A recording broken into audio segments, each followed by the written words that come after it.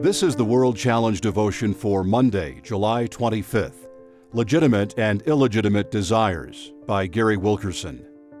In Genesis 2, God is talking to Adam.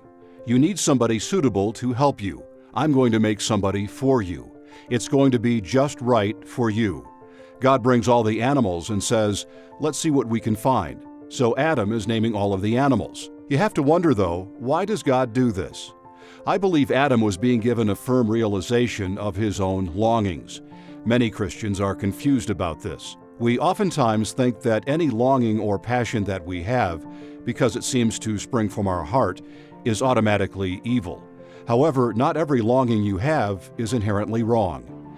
In Genesis, we're told no fit helper was found for Adam, so God takes a rib out of him and makes a woman. Adam sees her and says, "This at last is bone of my bones and flesh of my flesh. She shall be called woman, because she was taken out of man." Genesis 2, verse 23.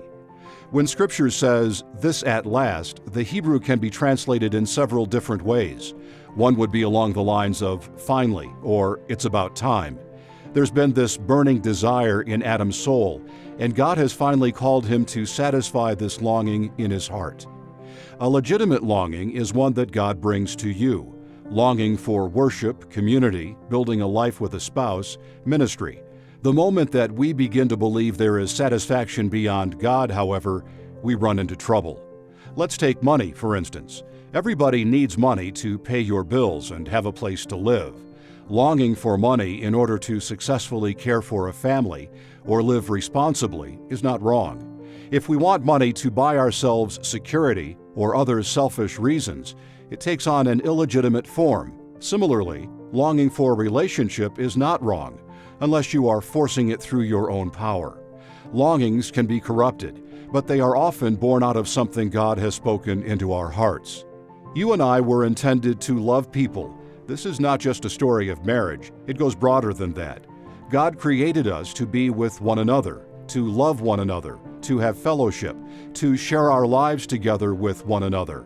Our selfish longings will build us up or separate us from others. Our God-given longings will always build on love for one another. World Challenge, transforming lives through the message and mission of Jesus Christ. Visit us online at worldchallenge.org.